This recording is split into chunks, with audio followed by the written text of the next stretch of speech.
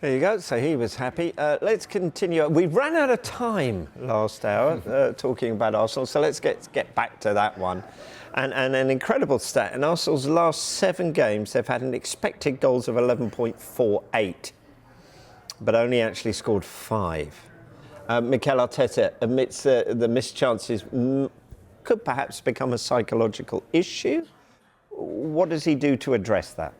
Well, if I was an Arsenal forward, I'm not sure I'd be particularly pleased with my mentality being brought into question. I don't think that's particularly helpful. I prefer my manager just to say, it's going to come, we keep creating chances, all the cliches that we like to hear. I just think this heaps a little bit more pressure on the Arsenal forwards, suggesting that they are struggling mentally with the expectations of this season, which to me is not the case. I just think all their forwards are just going through one of those patches that forwards go through. I think their number of chances they're still creating, they should be scoring more goals, and it's just a simple matter of waiting. I don't think it's the first time that Arteta has heaped a little bit more pressure on his players this season. I think the whole I wish I'd substituted my goalkeeper last season created an atmosphere where both goalkeepers felt a little bit uncertain, I think, at times during these games. And whenever either of them was having a poor game, all the chat online would be, is he going to substitute his goalkeeper? Which I don't think would have helped relax either goalkeeper. And we've seen neither Raya or Ramsdale play anywhere near their best this season. So I think this is maybe another sign of Arteta maybe slightly slipping in his media work this year and maybe heaping a little bit of a more unnecessary pressure on those forwards.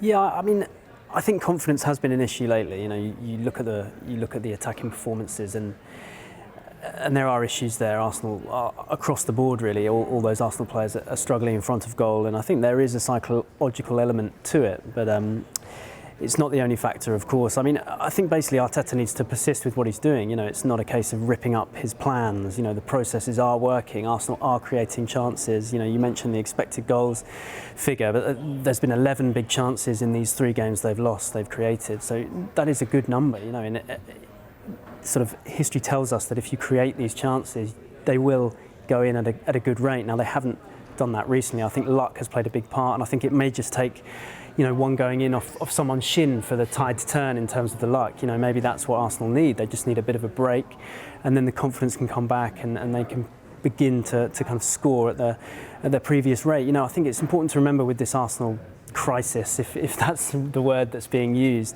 that until a few weeks ago, they were actually producing some of their best performances of the season. I was at the Brighton game before Christmas. Arsenal were absolutely outstanding.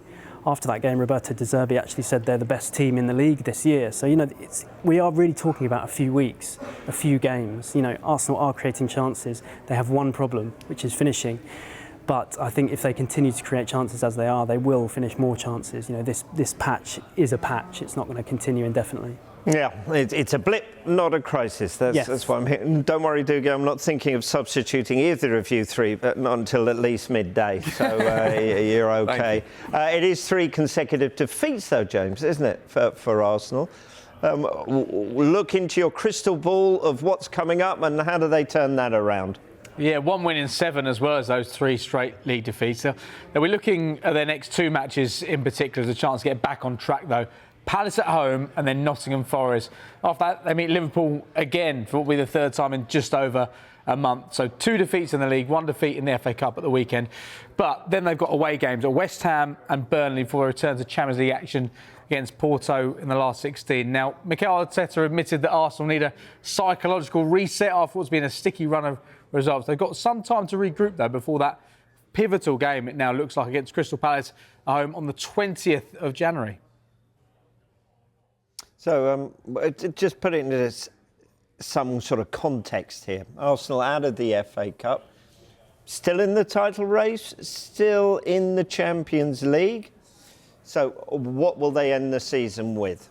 Oh, it's difficult to say for sure. I'd be surprised if it's a Premier League title, but that doesn't mean it can't be a successful season. I mean, Arsenal have spent a lot of years out of the Champions League now, I think, to make the last 16 and to make it in relative ease.